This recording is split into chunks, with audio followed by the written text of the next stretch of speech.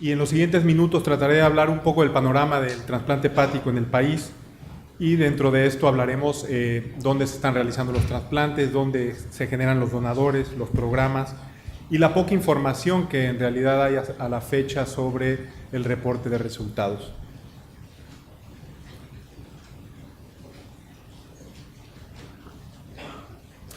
Aquí pueden ver cómo después de que se aceptó el trasplante como el mejor tratamiento para la enfermedad aguda y crónica terminal, que fue en el 81-82 en Estados Unidos, pues cada vez se empezó a hacer más de este tipo de procedimientos en el mundo, y en el 2009, en esta publicación de Busuttil, muestra que más de 80 países ya realizaban este procedimiento. México no fue la excepción, y el primer trasplante hepático en el país se hizo en el Instituto Nacional de Nutrición, en ese entonces, en 1985, y el primer trasplante exitoso fue en 1988, y esta es la publicación de este primer caso con éxito. Desde entonces, como ya mencionó el doctor Marín, poco a poco se han ido registrando, que empezó en el 91 a registrarse este tipo de procedimientos, y pues poco a poco diferentes grupos se han ido interesando en realizar trasplante hepático en nuestro país. Como bien menciona, a pesar de que tuvimos una meseta del 2003 al 2013, al 2012, de 100 trasplantes aproximadamente, esto ha ido incrementando, y no es despreciable que se incrementó un casi 80% comparado el 2003 con el 2016, pero sigue siendo un número bajo. Principalmente es trasplante de donador fallecido, prácticamente donador vivo es muy poco, entre pacientes adultos y pacientes pediátricos, pero ustedes pueden ver que pues son números muy bajos. Entonces prácticamente tenemos el donador fallecido, que creo que es adecuado porque no lo hemos explotado como deberíamos en nuestro país. Y esto es importante mencionarlo porque la cirrosis es la segunda causa de mortalidad en la población económicamente activa, de 15 a 64 años. Entonces, siendo un problema de salud pública, el número de procedimientos es bajo. Después de que mostraran los números de Estados Unidos, pues sí, estamos muy por debajo de Estados Unidos y Europa, pero si también nos comparamos con países de América Latina, vemos como en el 2004 tenían 4.5 o 4 trasplantes por millón de habitantes, y nosotros no llegábamos ni a un trasplante por millón de habitantes. Entonces, aquí es donde vemos que sí estamos muy por debajo, pero 10 años después volvemos a ver que de 0.7 llegamos a 1, y los países que han ido desarrollando la donación y tienen un sistema bien establecido, como en Argentina es el INCUCAI, y Brasil, pues ya duplicaron o pasaron más del doble del número de procedimientos que realizan por millón de habitantes. Entonces falta mucho por hacer, pero hay algunas cosas que hay que rescatar y seguir luchando porque esto mejore. Aquí esto es una publicación del Senatra donde muestra que depende del sitio de la República Mexicana, es el número de donación de muerte encefálica por entidad federativa. Y hay unos que pasan arriba del 4.5 y otros que están por debajo del 3.5. Es un país grande y por lo tanto el número de donadores que se genera cambia. Ahora, esto es en general, no estamos hablando que son donadores de hígado, esto es un donador con muerte encefálica, y vamos a ver qué pasa, y es otro punto a considerar. Y otro punto que es muy importante y que ha sido uno de los grandes problemas que tenemos en el país es que nuestro sistema de salud está muy fragmentado, y ustedes lo pueden ver aquí, cómo está pues el Seguro Social, el ISSSTE, Pemex, Secretaría de Salud, estatales, y esto no ha permitido tener un esfuerzo único para poder generar una verdadera red de procuración y de trasplante de donador fallecido. Cada una de estas instituciones busca el recurso para apoyar a sus derechohabientes, y es difícil brincar de inicio una de estas barreras, aunque, como ya vieron, el MELD se utiliza desde el 2002, aquí todavía no es por ley obligatorio, y entonces uno asigna los órganos. Puedes utilizar el MEL, o puedes utilizar el Child, o puedes utilizar cualquier otra medida que consideres dentro de tu hospital. Y si esto no se cumple en tu hospital, entonces se van dentro del sistema de salud y ya al final se pueden brincar estas barreras. Pero ha sido uno de los, yo creo que de los principales problemas a los que nos hemos enfrentado.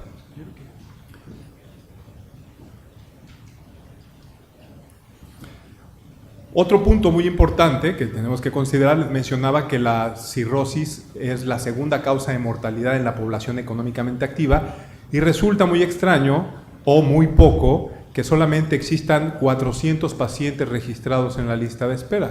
Debería haber aproximadamente 4,000 si consideramos la población que tenemos en el país.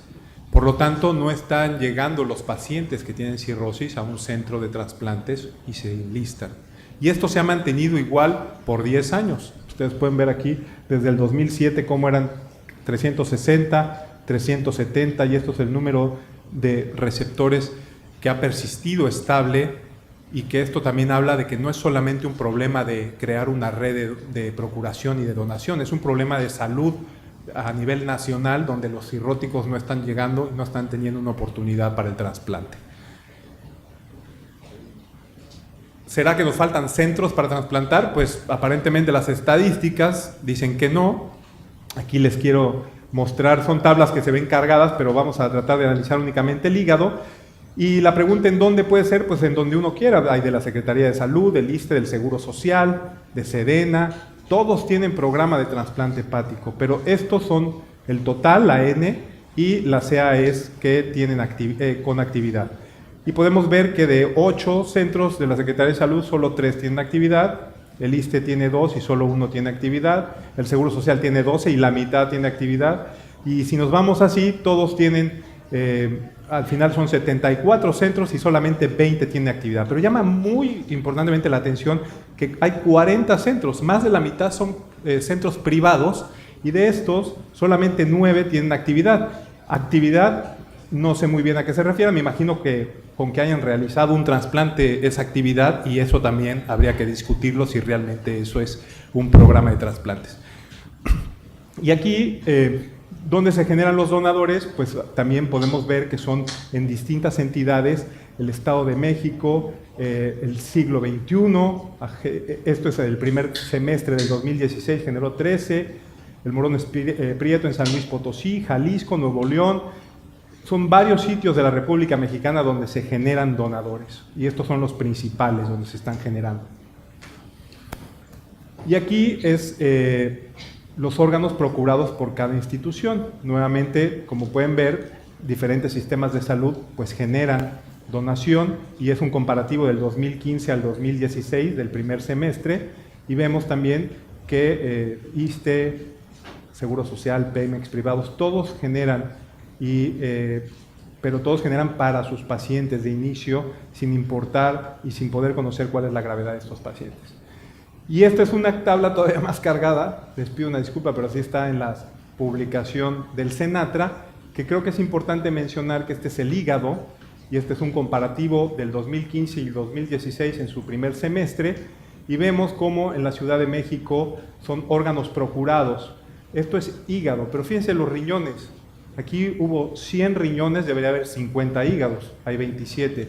Aquí hubo 28 riñones, pues debería haber por lo menos 14 o 10, hay 4, aquí hay 50, hay 12. Y si nos fijamos, en todas las entidades hay mucho más riñones que hígados, por lo tanto tampoco se están utilizando todos estos donadores fallecidos para generar los órganos que se necesitan, específicamente el hígado.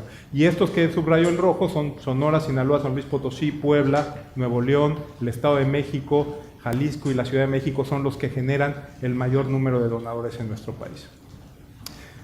No tengo la información de cuáles son las características de los donadores a nivel nacional, pero les muestro las características de los donadores en el Instituto Nacional de Ciencias Médicas y Nutrición, no los que se generan ahí, los que nos ofertan. Y hay varios hepatólogos aquí que están en Estados Unidos y estoy seguro que están con mucha envidia de que nuestros donadores son de 27 años con índice de masa corporal de 24, traumatismo craneoencefálico en 2/3 partes y con laboratorios prácticamente ideales, porque esto en Europa y en algunos centros de Estados Unidos no se presenta. O sea, tenemos donadores muy buenos. Esto también refleja que a lo mejor no estamos usando donadores que podrían ser marginales, pero al final de cuentas funcionar y nos cuadra con esta falta de poder concretar las donaciones tanto de riñón como de hígado.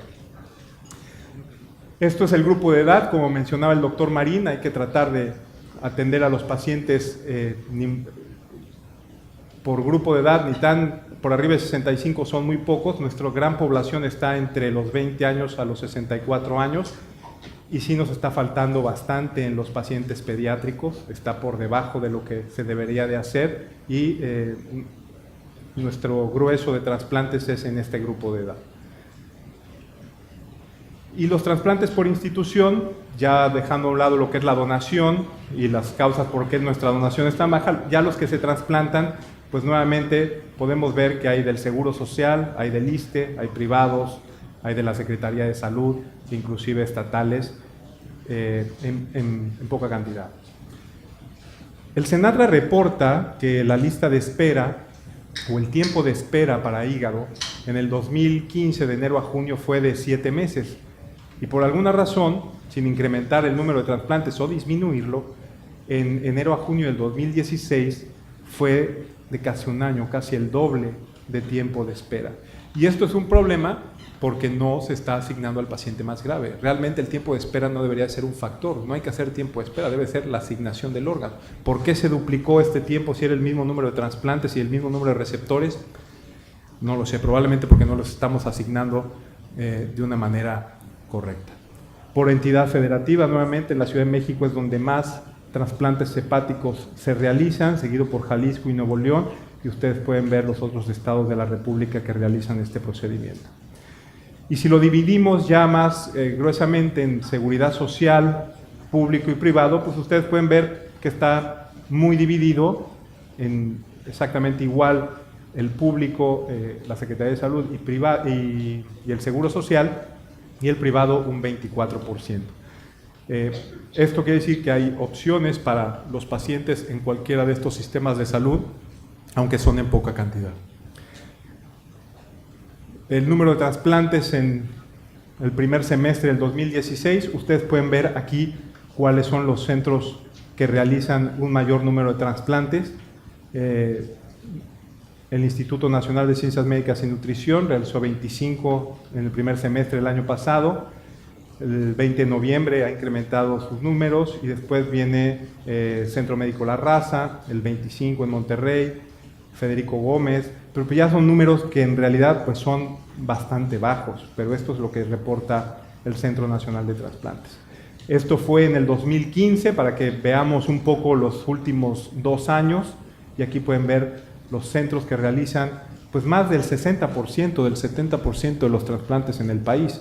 Por lo tanto, no tiene mucho sentido tener 74 centros autorizados y más que eso 40 privados, porque no son grupos en realidad, es tener una licencia para que alguien pueda y hacer un trasplante ahí, pero no se está creando un verdadero centro de trasplante.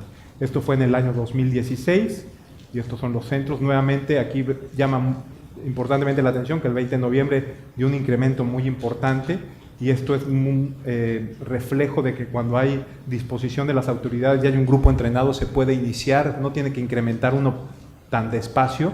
En el año 2015 no estaban, por decirlo así, ni rankeados ni considerados en los primeros lugares y para el año 2016 se incrementaron hasta 27, que eso es algo que también tenemos que considerar. Y este año, el primer trimestre, estos son los centros que están realizando los trasplantes hepáticos en el país. Los reportes de resultados son muy complicados porque tampoco existe por ley la obligación de reportar los resultados y cómo se dan estos. Esto es una publicación del 2011 de la RIC que sacó un suplemento de trasplante hepático y ustedes pueden ver aquí los diferentes grupos. Esta es la bibliografía, pero todo se encuentra en esta revista, en este suplemento. Y bueno, no se hace un desglose de cómo fue evolucionando este programa y por lo tanto pues, llama la atención que los resultados sean muy bajos a 1 año y a 5 años. El infantil hace un desglose del 2001 al 2011 cuando ya sus resultados mejoran importantemente. La 25 en Monterrey, el número de procedimientos y tampoco se hace de cuando empezó su experiencia cómo fueron mejorando. En fin, que esto es lo único con lo que uno puede contar o que uno le llame directamente a cada uno de los responsables de cada programa para que den resultados que ellos tengan a la mano, pero publicación como tal es muy difícil encontrar. ¿Cuáles son los retos entonces? Y esto es otro de los grandes problemas. Se dice que para la asignación de órganos, en el artículo 36 de la Ley General de Salud en Trasplantes, para la asignación de órganos y tejidos de donador no vivo, se toma en cuenta la gravedad del receptor, la oportunidad del trasplante, los beneficios esperados, la compatibilidad con el receptor. Y cuando no existe una urgencia o razón médica para asignar preferentemente un órgano o tejido, esta se sujetará estrictamente a la base de datos hospitalaria, institucional, estatal y nacional que se integran con los datos de pacientes registrados en el Centro Nacional de Trasplantes. Y al final la responsabilidad cae en el comité interno de trasplantes de cada hospital que genera un donador. El problema es que nadie, ni el Senatra, ni el comité interno, conoce cuál es el paciente más grave. Y el paciente más grave puede estar enfrente, en la calle de enfrente, y el hígado puede ir a otra institución del mismo sistema de salud que está en otro estado completamente. Entonces, esto pues ha provocado que no tengamos a la fecha un sistema equitativo y justo y que podamos trasplantar a los pacientes por gravedad. Suena muy bien en la ley, pero desafortunadamente el Senatra a la fecha no tiene la información de MEL y no tiene la información de pacientes que tengan gravedad importante y que requieran de un trasplante. Ni siquiera el comité interno, que al final la ley dice que el comité interno, si el donador se generó en un hospital de trauma, el comité interno de ese hospital de trauma decide a dónde se va el hígado, y si se donan riñones, a dónde se van los riñones y a dónde se va el corazón. No todo es tan complicado. A principios de este año, en febrero del 2017, en el Instituto Nacional de Ciencias Médicas y Nutrición organizamos un consenso nacional donde asistieron los principales responsables de los programas activos de trasplante de hígado en el país y con este consenso decidimos discutir 5 puntos que son importantes y que pueden ser algo que en un futuro, espero que cercano, podamos concretar y de esta forma, por lo menos si existen estas barreras del sistema de salud, dentro del paciente más grave del Seguro Social se vaya al paciente más grave. Y entonces se tocaron estos 5 temas, que son los datos para el registro del paciente y reporte de resultados por parte del Senatra. Dieron una lista de los datos que necesitan, obviamente creatinina, bilirrubina, el INR, cada cuánto hay que repetirlo. Quedamos que utilizaríamos el MEL y el PEL, carcinoma hepatocelular dentro de criterios de Milán. Si se sale de criterios de Milán, deberá de ser considerado por un comité de expertos. Otros tumores, probablemente nada más el neuroendocrino por ahora, no tenemos la capacidad de hacer el protocolo de colangiocarcinoma iliar y eso, pues si no se cumplen los resultados van a ser malos, pero cualquier otro tumor tendrá que ir al consenso del comité de expertos. Las excepciones de MEL las tiene que dar el comité de expertos y la urgencia nacional quedó muy puntual como se realiza en Estados Unidos. Esto se tratará de generar un escrito que se vuelva un reglamento porque no se puede modificar la ley y de esta forma poder por lo menos tener una base y el Senatra ahora sí tener algún conocimiento y darle apoyo a los comités internos de trasplantes para decirle, oye, tú estás generando un donador, el paciente más grave está de tu sistema de salud, que debería ser para cualquier sistema de salud, pero si podemos dar el paso primero entre los sistemas de salud, tu paciente más grave es el que está enfrente o tu paciente más grave es el que está un poco más alejado, pero en tu misma región. Porque lo que ocurre actualmente, es que pues ahorita el centro que genera le habla a otro centro que trasplanta y entre ellos se comunican, pero a lo mejor en este estado puede haber un paciente que se está muriendo o dentro del mismo estado hay alguien que se está muriendo y ni siquiera lo consideran. Eso es lo que hay ahorita. Ojalá podamos generar una verdadera red donde en tiempo real todo el mundo se pueda estar enterando de lo que se está generando, como es en otros países, y de esa forma, cuando se genere un donador, entonces sí decir, bueno, pues estos son los pacientes más graves, hay que venir por él. Y otro de los grandes problemas que todavía no tenemos en el país es, además de estos retos que pongo aquí, que son demasiados centros autorizados, que ya lo comenté, lo que es la profesionalización del trasplante hepático.